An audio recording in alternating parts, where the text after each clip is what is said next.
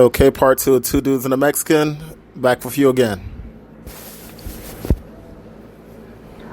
So, Dave, since Zoom didn't want to let us be great, I'm going to pose the question to you again.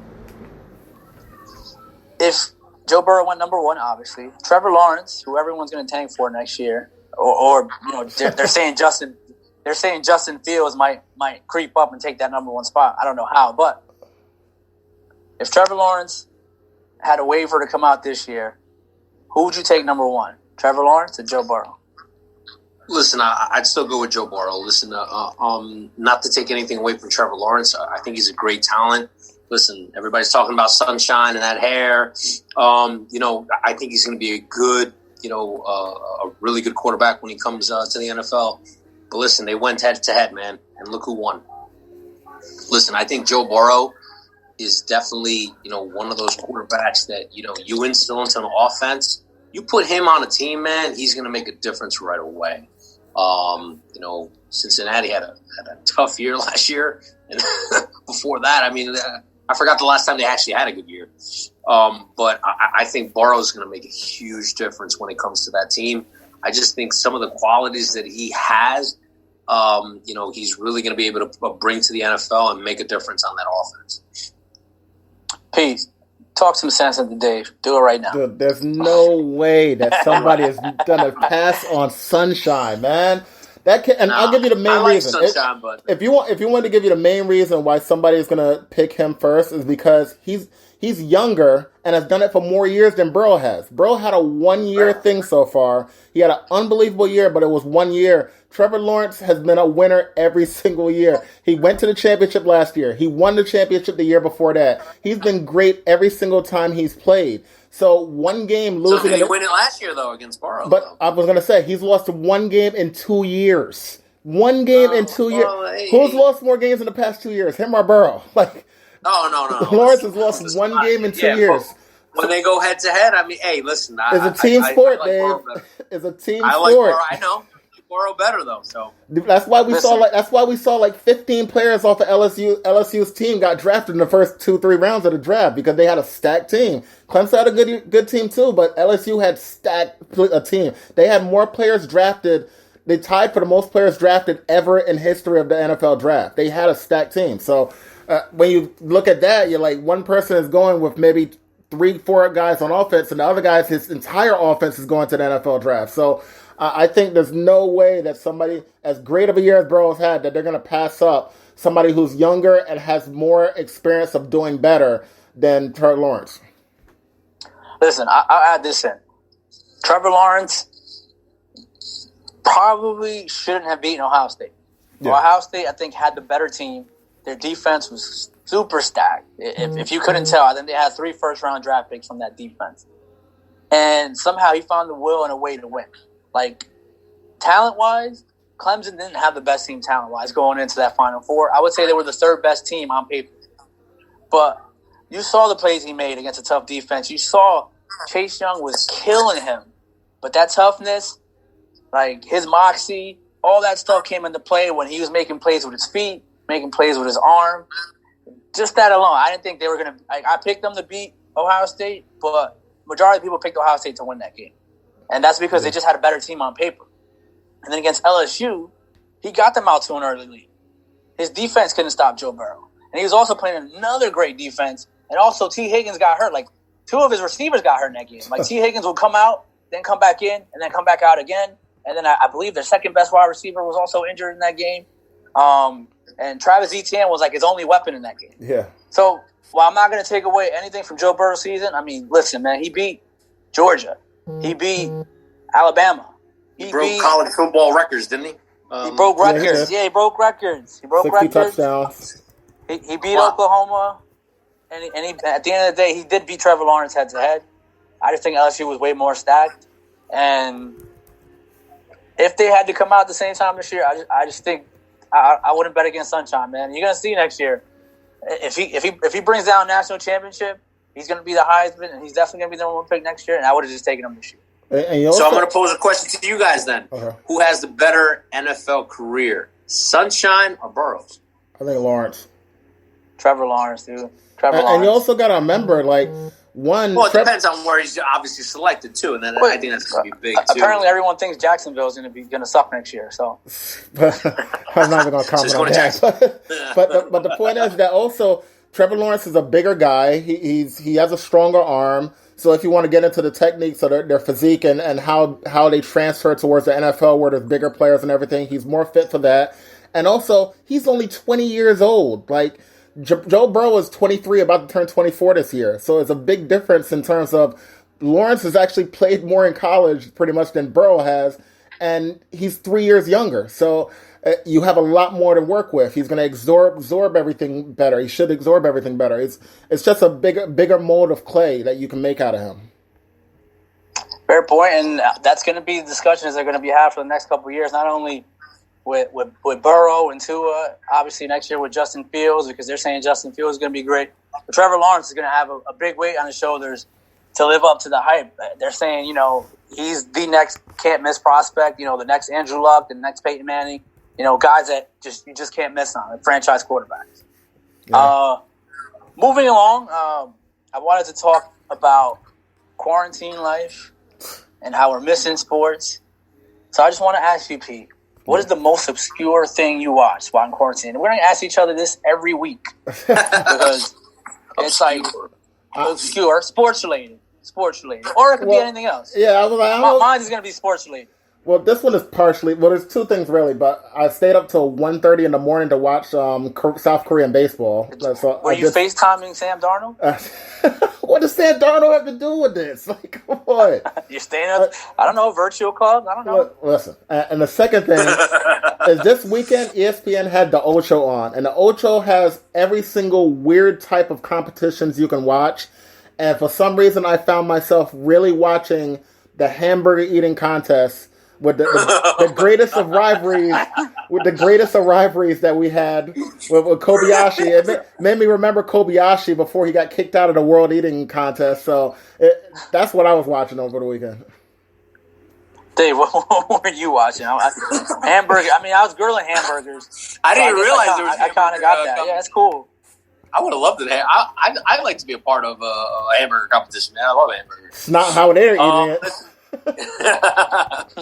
Listen, I'm gonna be honest with you, man. Like, when it comes to sports, like, I mean, I've been on ESPN.com a lot. I mean, I haven't really watched too much TV other than, Netflix. I mean, and it's not obscure. I mean, I just been trying to, find shows and stuff like that.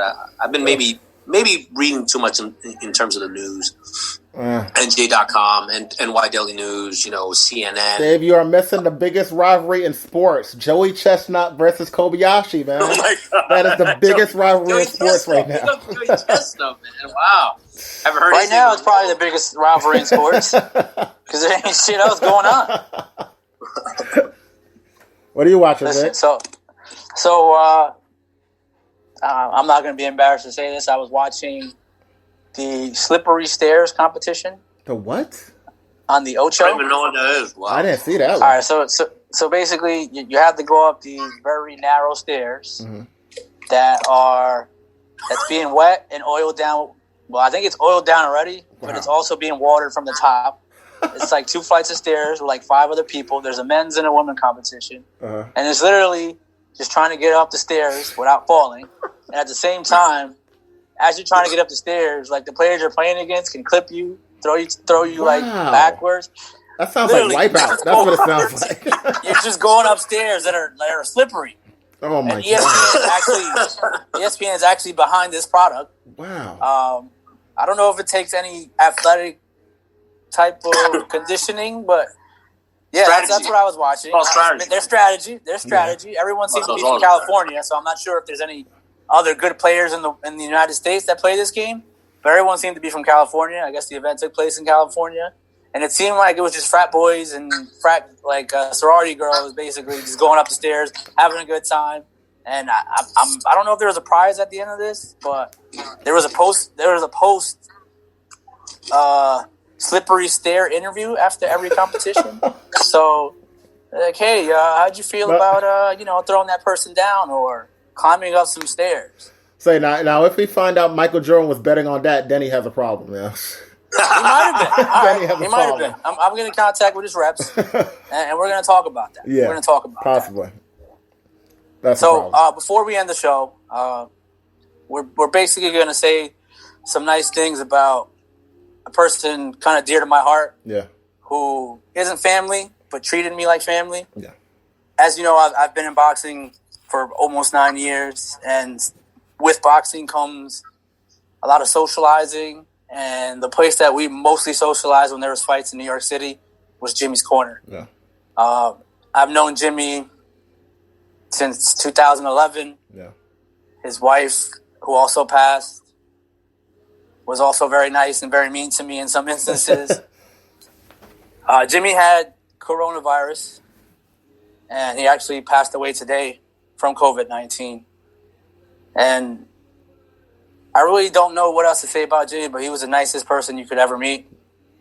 He treated me with so much love, kind of like he was like my older uncle that was always there to like, hey, man, I got you. Come here.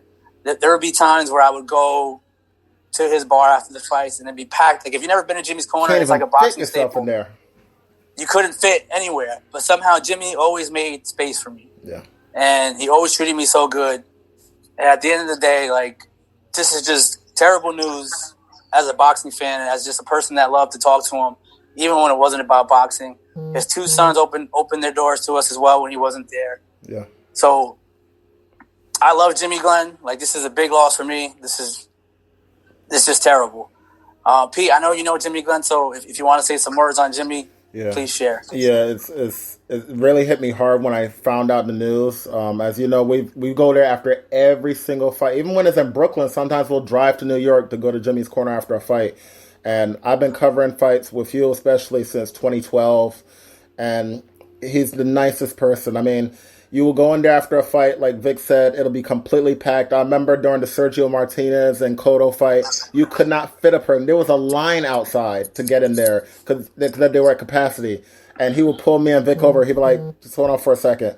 And he just slip us into the back, and he'll find a way to fit us in there.